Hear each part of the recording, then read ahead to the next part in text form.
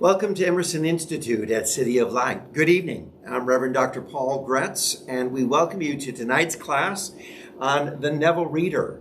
We're continuing on the studies in this incredible book that is composed of writings and spiritual thoughts of the inner power to create an abundant life by author Neville Goddard. He's one of the New Thought teachers who has brought to life the power of imagination in a great way for our lives. I know that you're going to enjoy tonight's class. This is the second series of 8 weeks, and this is class number 6. And we're beginning on the chapter, The Oneness of God. So as we prepare, let's begin by taking some deep breaths and just releasing all stress and tension from the day. I'm so glad that you've joined us, and I know that you may have had a very busy day, filled with a lot of release all those cares so that we can really tune in to the divine presence. And the Spirit is speaking to us even now, ever speaking to us. So we want to be ready, in tune, aligned with the Spirit so that we can truly receive all the insights that are offered to us. So we're going to take 3 deep breaths. We're going to breathe in through our nose, let go, and welcome in a fresh new way the divine presence of God. Would you breathe with me? Breathe in and release. Deep breath in and release. Nice deep breath in and release. And please set your intention for that which you desire to transpire in your life during this time that we share together. Amen. And so it is. Well, welcome to class number 6, The Oneness of God. And as we begin, we want to review some of Neville's teachings. Consciousness is the one and only reality. Well, let's break that down. That maybe sounds kind of heavy for some of us. Consciousness, our awareness, is the one and only reality. For that which we are conscious of, that which we are aware of, is truly true. If you believe it to be true, it is true for you. Such as if you believe I'm a failure, or if you believe I'm a success. Either one can be true for you according to your beliefs. It's according to where your consciousness, your thoughts are going, your awareness. If you're truly aware of the divine presence unfolding and working in you and through you, it is. And it's working in a dynamic way.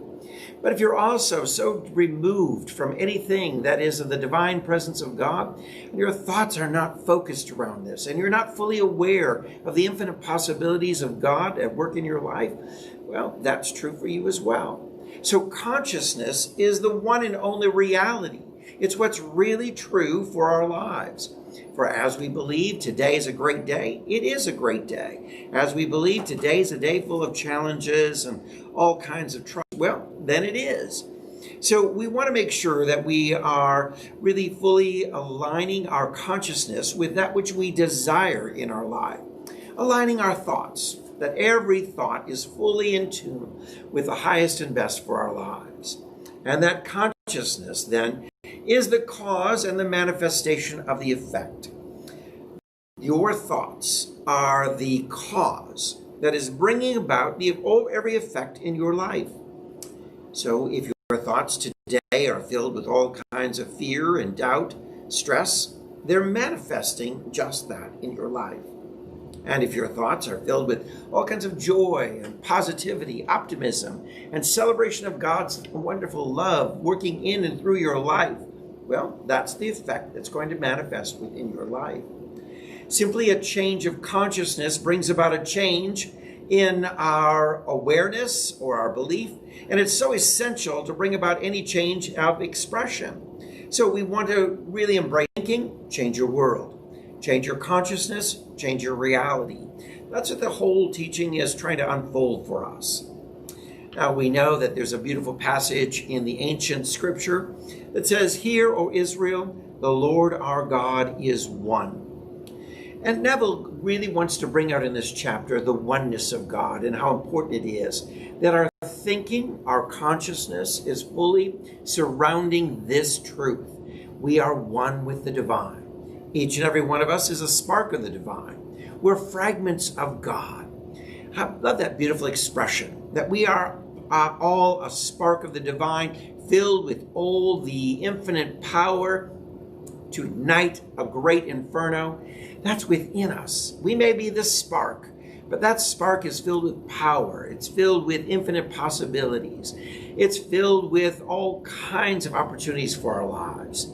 That spark is the divine at work within us. So we want to understand this passage of scripture that says, "Hear, listen up, Israel, people of God. The Lord our God is one." There is one God, one power, and one presence within our heart and our life. Now, we often want to refer to there are two, such as good and evil.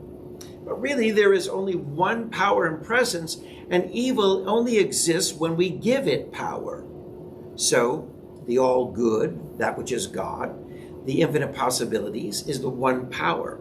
Anything other than that is something that we've given or taken power away from this infinite good and placed it on that which is not so good or the evil in this world. We feed it the power and it exists because of this. So we want to understand that God is one and we are one with God. So what we want to emphasize is that man and our woman, we are made of the very substance of God, the very essence. We're created in the divine likeness of God. That likeness, that image, is all good. We're actually created in original blessing, not original sin. Yet so much of today's fundamentalist theology is focusing around that we're created in a sinful nature. But we are created in the image and likeness of God, which is not a sinful nature. We're created in that very substance. So all that is of God can be found within us. Infinite wisdom, great peace, patience, love, forgiveness, it's all found within us. You and God are one, and you are undivided. You are not God in the totality, but you are the expression of God.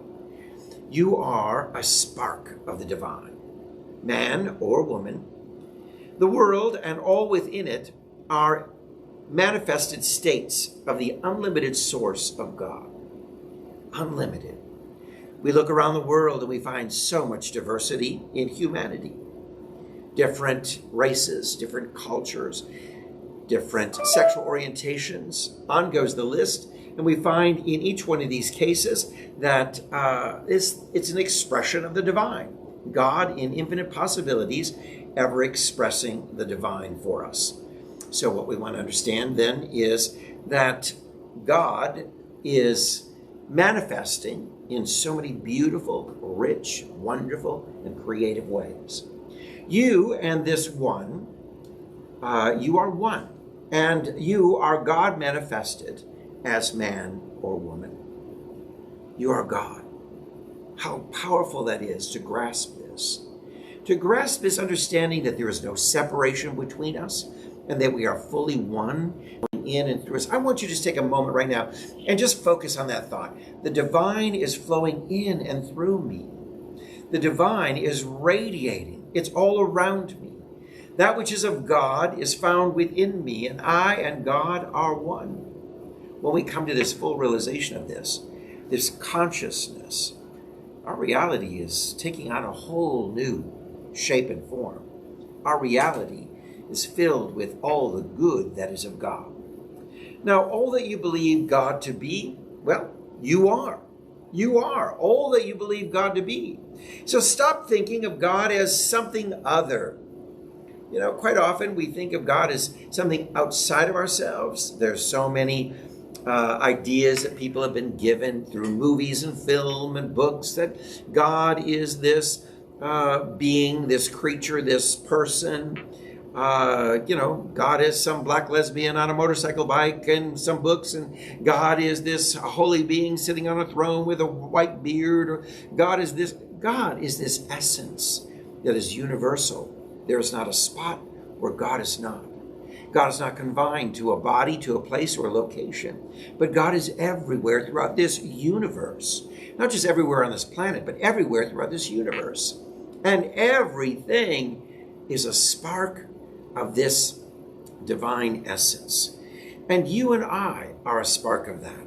And we are not to be thinking of God as something outside of us or other than.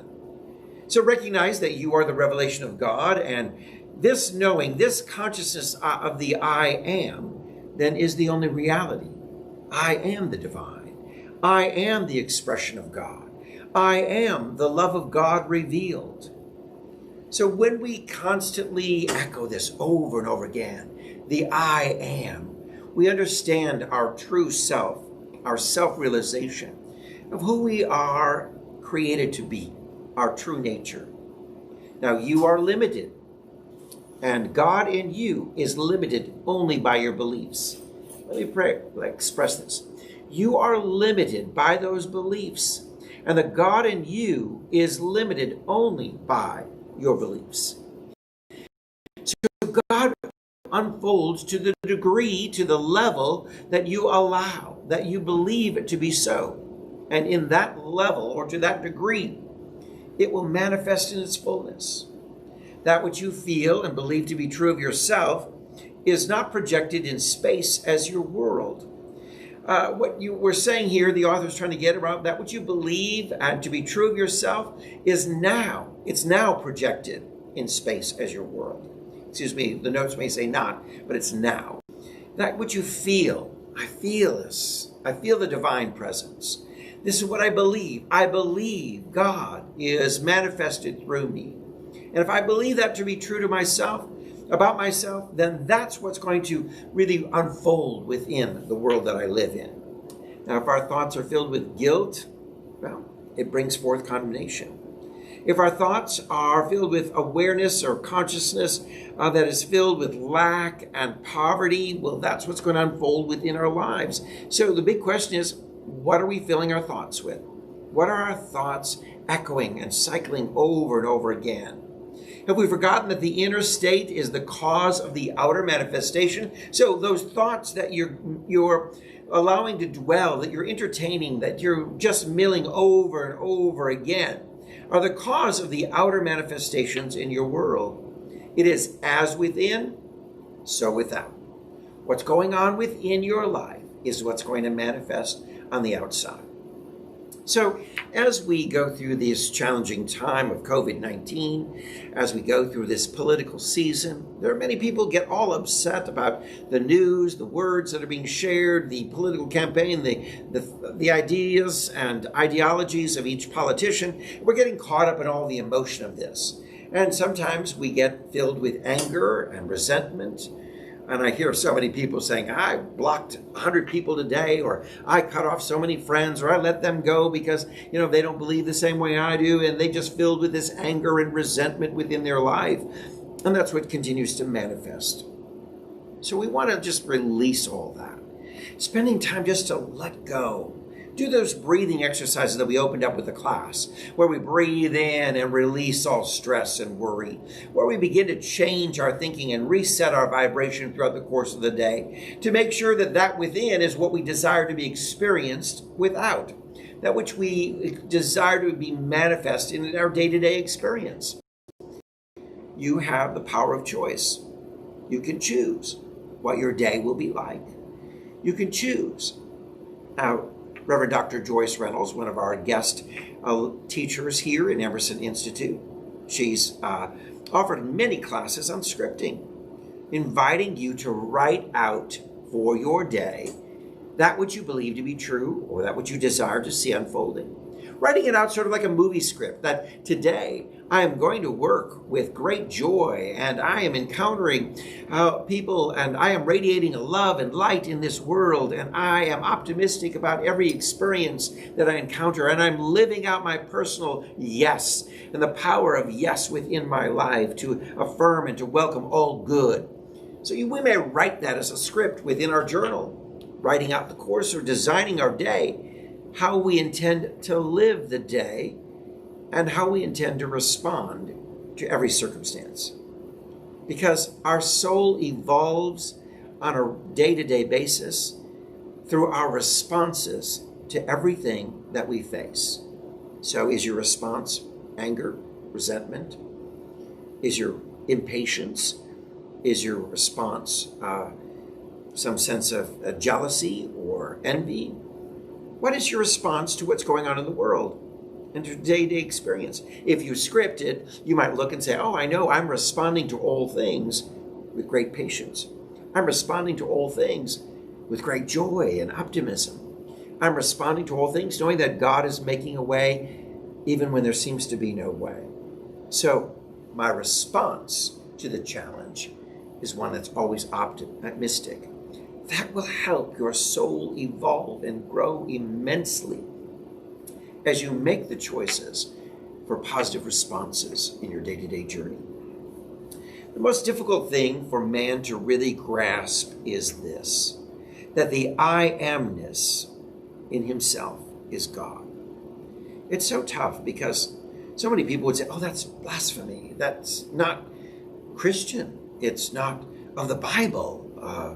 I hear as a pastor so many things coming to me of people that say, I can't say that I am divine, or I can't say that God dwells within me because I'm not good enough. Or I can't say that the power of God is in me because I just don't feel that I can manifest it. But this is a difficult thing for so many to really grasp, because our true being is this divine source within us. This is the only state that we can be sure of, and that's God within, the divine presence. Jesus echoed over and over again, I and the Father are one. And this is the example we're called to live, saying each day, I and the divine source, that which we call the Father, the divine source of all good, are one. There's no separation. I am living as if the divine source is in me, flowing in me, around me, through me, and always for me. So this discovery reveals that all that I have believed God to be, I am. All that I believe God to be, I am. Now, if you believe God to be patient, loving, gracious, forgiving, kind, empowering, uplifting, optimistic, positive, well, so you are. All you believe God to be, you are. The potential is there within you. All we have to do is awaken to it. All we have to do is allow it to rise up from within, because we were created in this image and likeness. So it's already within you. It's already within you, but the course of life has just created this shell around us of jaded experiences, of doubt, fear, stress, feelings of lack, and feelings of failure. They've sort of covered over like a shell over our light. That light of God that wants to radiate through us. And we need to break through that, burst through, crack it open, and allow that covering that we call, in the ancient Kabbalistic tradition, a klipot, that breaking through that and allowing the light of God that's already within us to shine brightly. Our consciousness resurrects or makes visibly alive that which we're conscious of being. So our thoughts are creative, and our thoughts will manifest that which we hold in mind, and it will make visibly alive that which we are conscious of being. So each day as we awaken, I am healthy, I am healthy. I believe. I feel it. I am whole. I am walking in my physical perfection. It's going to make visibly alive those wonderful manifestations. As you hold in mind, I am successful, I am prosperous, and I'm moving in great realms of abundance. As we claim this, it makes visibly alive that which we're holding in consciousness begins to manifest for us, because that thought is an energy, and everything is created of energy. Everything around us has energy in it. This room, the table, the chair that I'm on, the lights, everything that's going on, the people that are in this room, we're all filled with energy. Energy is everywhere. Thought is energy. And it's a creative energy that goes forth, and it attracts or draws to it that which is being held in mind consistently in an unwavering belief. This is why we're challenged to be still and know that I am God. Which means that we should still the mind and know that in our consciousness, that the very consciousness and awareness, our very thought is God, God at work. And if we begin to think, every thought can be a divine thought, and every thought can be the divine working in me and through me to manifest amazing things. So I challenge you, don't claim anything to be true of yourself that you would not claim to be true of God. So don't say, I am a failure, because what you're saying is the I am is God in you. And you're saying that God in me is a failure. And that's not true. So often in jest, or even in our casual conversations, we'll say, I'm so stupid, I'm dumb, I can't get this. And what we're saying is, it's our belief that God can't do those things. So what we've done is just limited God, boxed God in. From the 10 Commandments, it says, you shall not misuse the name of the Lord, your God, for the Lord will hold anyone guiltless who misuses his name, from Exodus chapter 20, verse 7. We don't want to use the I am, the very name that is of God, the I am that I am. We don't want to use that in vain in any way whatsoever. So let's make sure that we're not speaking in any way anything that we do not want to be true of ourselves, or that we would claim to be true of God. That we claim this is not true of God.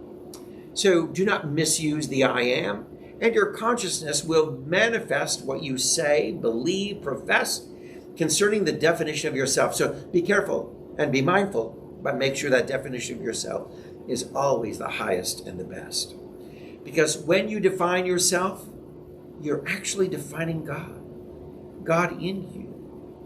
So today, I'm inviting you to spend some time defining the goodness of God, defining yourself as the goodness of God, defining in all ways and in powerful words the highest and best for your journey in life. And as you do, you're now expressing, this is exactly how I view God, the infinite source of the universe, the power of infinite possibilities. That's how I view God. So I am filled with infinite possibilities. I am filled with as the infinite source of wisdom. Wisdom is mine, for the wisdom of God is mine. I am brilliant, and that brilliance is unfolding in my life. This is not speaking in an arrogance. It's claiming our true self. That's what it is. Owning, knowing, and claiming our true self. So name God by consciously defining yourself as your highest and best. Let's go on to our next chapter, which is entitled The Name of God. And let's take a look at that powerful name. Now, the stories of the Bible are all mystical revelations written in an Eastern symbolism, which reveals to the intuitive the secret of creation and the formula of escape. The Bible is man's attempt to explain cause and effect. I find so many people wrapped up in biblical literalism. And because of this, they are falling into the traps of massive misinterpretation of the scriptures. which one passage or another will lead them down a pathway to even greater misinterpretation. I think we have a question coming in. Yes. Ty Thornton wants to know, should we not say, I am sorry? Should we not say I'm sorry? Oh, well, here we go. Let's talk about what it means to be sorry. And I think this is a beautiful thing. I think we should be saying I'm sorry. It's one of the ho'oponopono, cleansing or healing phrases that release and let go. Those four are I love you, I'm sorry, please forgive me, and thank you. Now, should we not say I'm sorry? Because I'm sorry simply means that I am saddened for whatever you're going through. I'm sorry that you're experiencing this. I'm sad that you're experiencing this. I'm wanting the highest and best for you. And I'm invoking feelings of connection and empathy with you. When I say I am sorry, a lot of times people think like, what are you sorry for? No. Sorry meaning I am sad and I'm sorry for this loss. We say that quite often when someone has lost a job, lost a loved one, someone has transitioned from this life. I'm sorry for your loss. I'm saddened by this. I have an empathy. I have a connection with you. So I think it's very appropriate. Because God has this divine presence of this universe, has a connection and empathy with us, a sense of feeling with us. That it knows our highest and best, and may even feel the sadness and grieving the sadness of us not achieving our own highest and best. All right, is there another question? No? All right. Thank you for that, Ty. I appreciate that. So we're looking here that the Bible stories are all mystical revelations written in Eastern symbolism. So, there's so many passages of Scripture that want to maybe allude to the fact that we are sinners.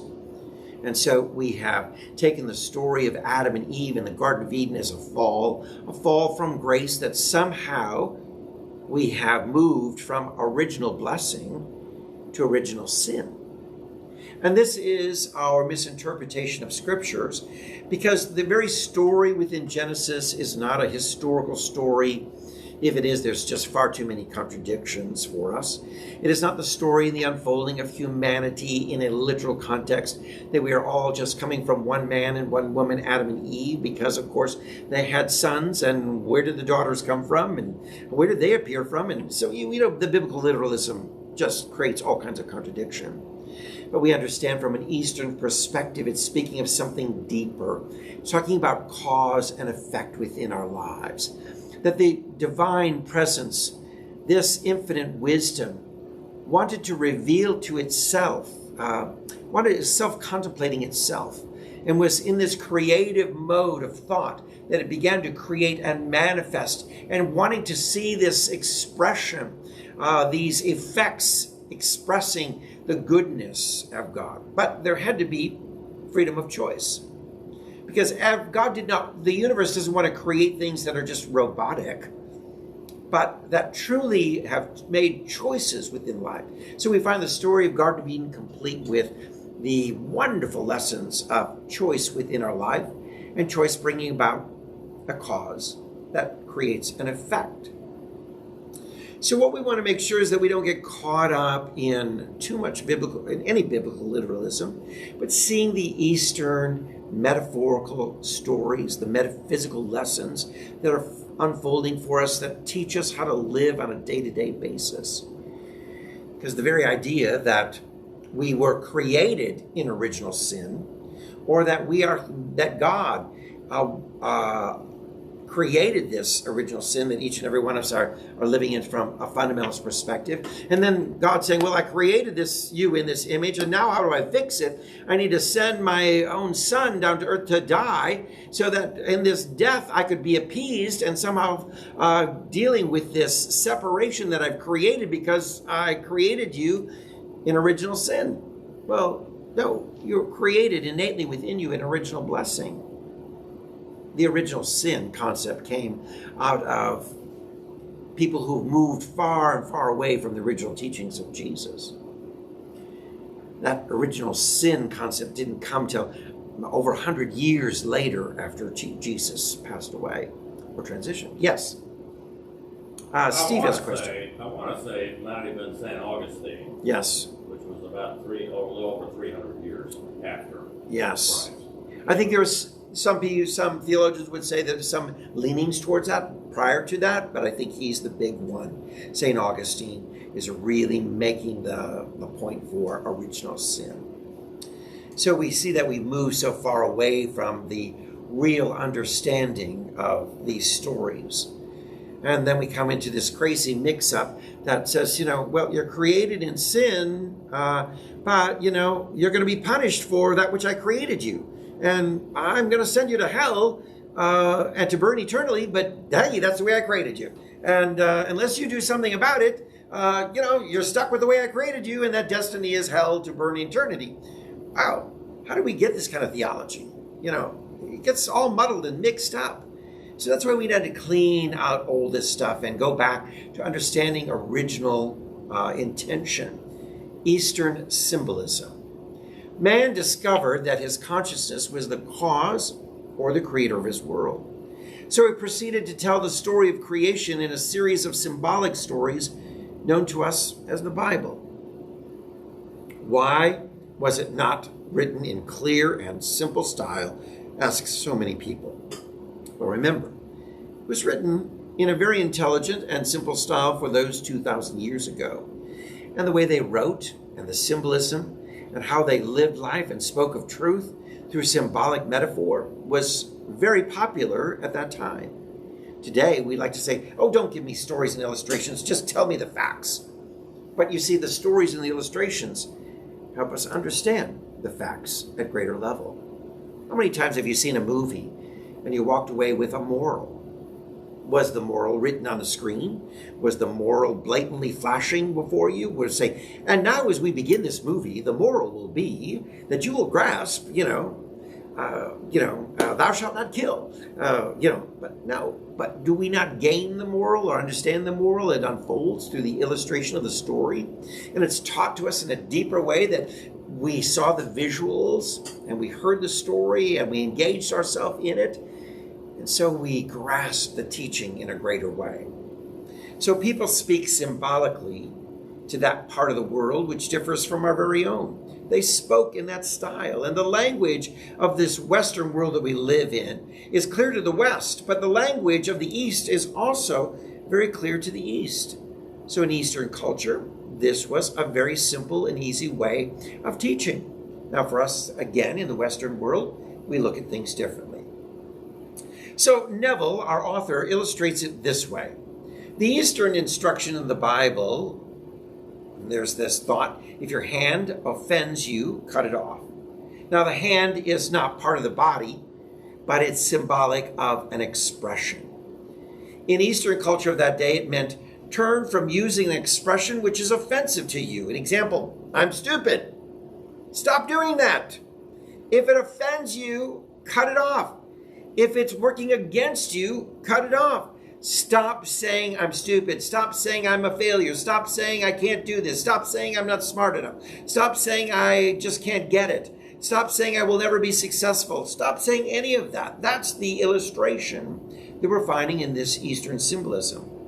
Now in the West, we say this bank is on the rocks. Okay? Talking about a financial institution. It's on the rocks. It's, to the Westerner, this would mean bankruptcy. You don't want to, it's on the rocks. It's just not on solid ground. While the Easterner would see the rock as security and a symbol of faith.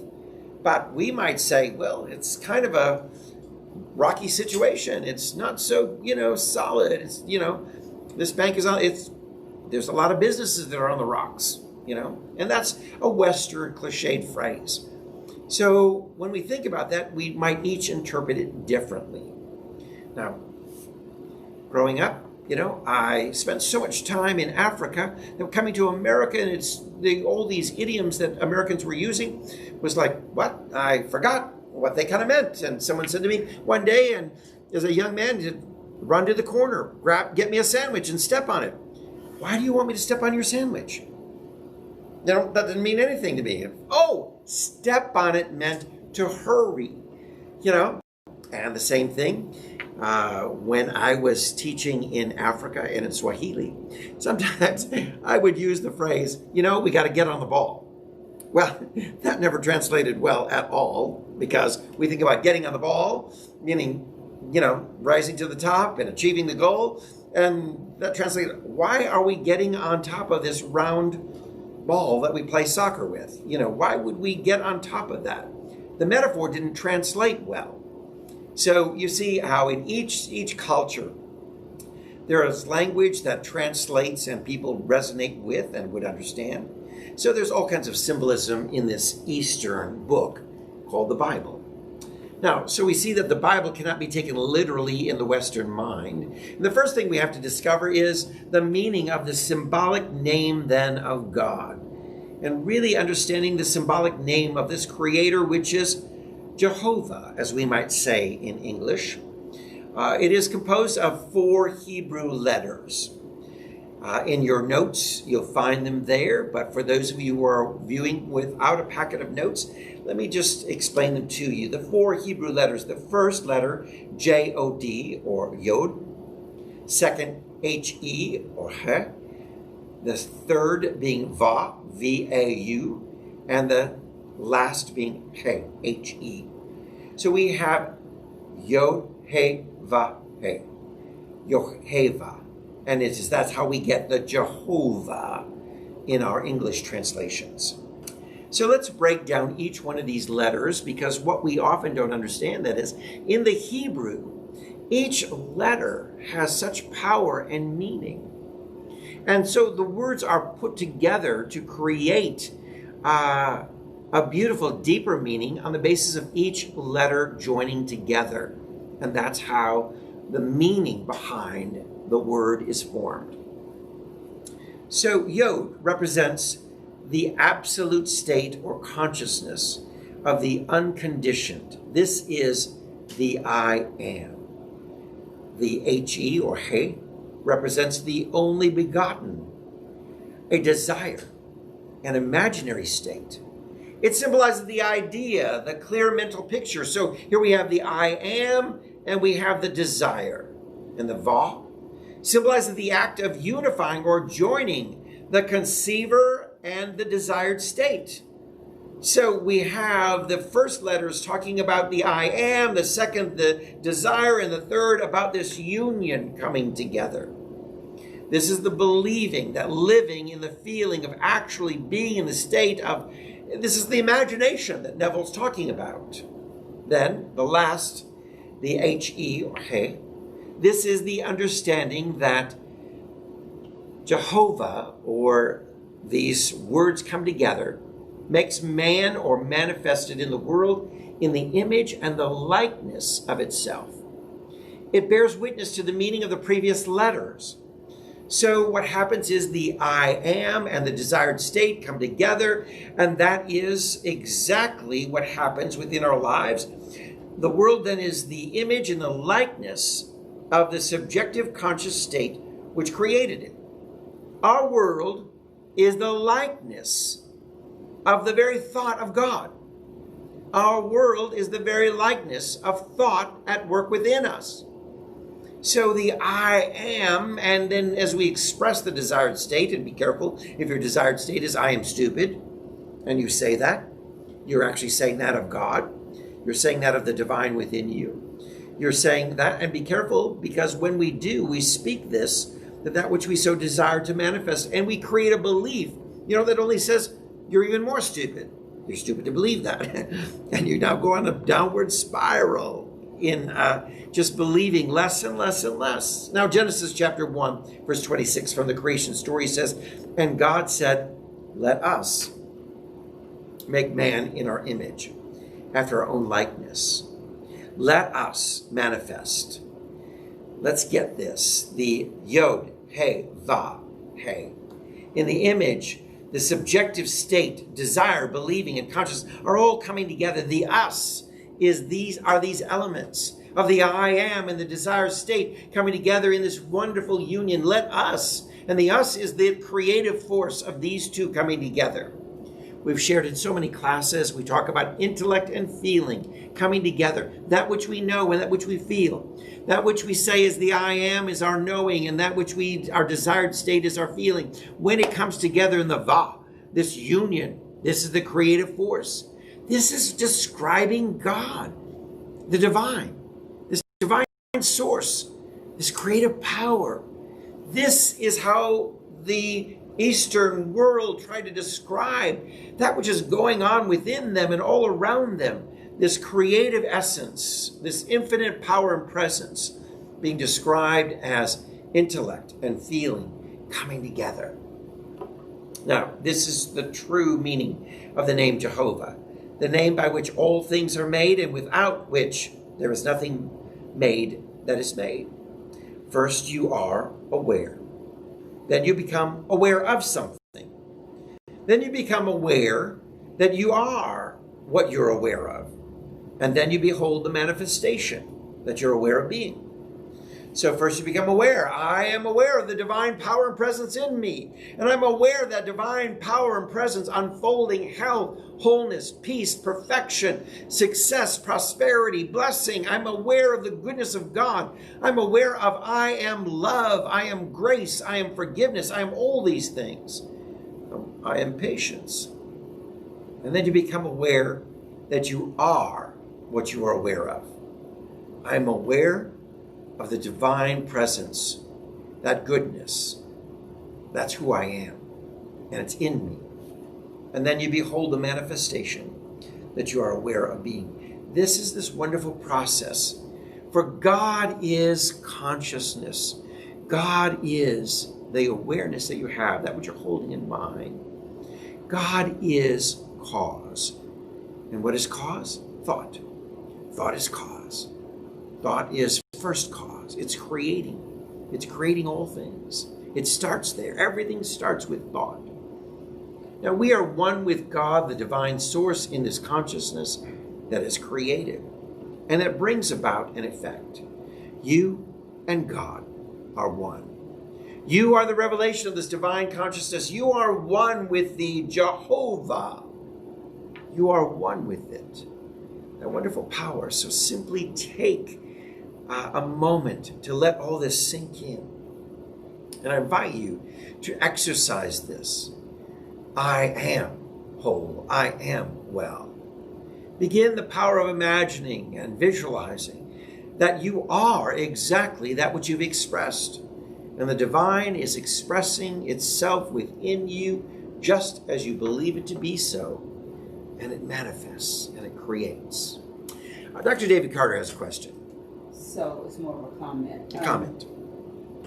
So the Yod-Heh-Vah can be, you can use it in a creation story. At first, God considered God's own self, that I am. And then God became aware of something. Yes. Okay, and then so or the desired state. The desired state, and the Va then is the manifestation of that desire with the recognition of what it is. The uniting of those two feelings, beautiful expression. That's the creative work, and that's how it happens within us. That's how God is working within each and every one of us. You've got to begin by acknowledging I am. God is within me, not separate from me. I am one with God. And we start there. Then our desired state, that which we so dream and believe to be true, that unites with that knowing and creates this wonderful manifestations within our life. So tonight, I hope you're really grasping these chapters, because we really are understanding the oneness of God and how God is in us, through us, and around us. And we're understanding the name of God, and the meaning of the name of God is how it unfolds for us, because the name of God is really simply the creative work of how it operates. And so how this essence, this divine wisdom operates is described in that word Jehovah. So I hope you enjoy this teaching tonight and that something sticks deep within you. And I'd love to know what that is. So at the end of every class, we ask, what's your takeaway? For those of you joining us through live streaming or finding us on our YouTube channel, City of Light Atlanta, I invite you to either drop an email to me or, if you're live, to offer some sort of comment or question that you may have. And let us know what sticks within you. What's your takeaway from tonight's class session? I'd love to hear from you. And I love this dialogue exchange. So while we're waiting to hear from others, we're going to ask our students who have joined us tonight in our classroom setting to share their takeaway. Let's begin with Steve. Steve, what's your takeaway from tonight? Well, we talk about there is no spot where God is not. Can we not just then say that this kind of dichotomy we hold of, well, I don't really look for any strength outside of myself, it's always within myself, that really God's just as real outside as he is inside, and not make a dichotomy at all. Right, beautiful. It's all one side. And I think it's the Vedantists that say God is a being whose center is everywhere and circumference nowhere. Beautifully expressed, yes. Wonderful, thank you. Anne, speak up loud and tell us what your takeaway is today. Well, the true meaning of the name Jehovah is actually not only affirmative prayer, it has to do with the process of forming your affirmations, and it directly relates to a prayer treatment. Beautiful. Yes. That all came together for me. Excellent. I love that. Yes. Dr. David Carter, what's your takeaway? Simply that the divine and I are one. Just getting that deep in our thought process. We're one, not separate, we're one. And that same power that created this world is found within us. Beautiful. Are there other takeaways from our other students? From Carol, all that you believe God to be, I am, and your response to challenges will shape your soul. Beautiful. Excellent. Anyone else? Well, like Holly responds, but I don't see a response from her. All right. I don't see it on here. Well, thank you so much for joining us tonight in our class here at Emerson Institute. I so appreciate you being part of this study together as we continue on the Neville Reader. We're moving on to Class 7 next week, and then Class 8 concludes our series. So we want to invite you to plan ahead, because we're going to be moving to the class, The Basic Principles of Science of Mind by Frederick Bales. So if you have not purchased a workbook, I encourage you to get one well in advance. You can go to Amazon.com and get that workbook and make sure that you're ready. We're going to continue promoting that next class and letting you know the title, the name, the author, and how you can get the workbook well in advance. All right. Holly has a comment. Great. Take care with the things you think about and say, because they will manifest in your life. Make sure you're creating what you want to experience. So true. Make sure you're creating, make sure you're, even check what are you thinking about? What thoughts are you entertaining over and over again? Because there's a power, an energy that is created within them. Excellent. Thank you so much. And if you enjoyed tonight's class, we certainly appreciate it if you could make a contribution of support to the Emerson Theological Institute at City of Light. You can go to our website at www.cityoflightatlanta.com. There's a donate button, and you can make your contributions there. Thank you so much. We really appreciate that. And we'll look forward to seeing you next week. Join us as well Sunday morning at 11 a.m. for our celebration service coming to you live from City of Light. Also, we offer a class on Tuesday night, this class on Tuesday, and then the class on Thursday mornings at 10 a.m. So there's a couple of options for you to enjoy for your spiritual enrichment. God bless you. We'll look forward to seeing you soon.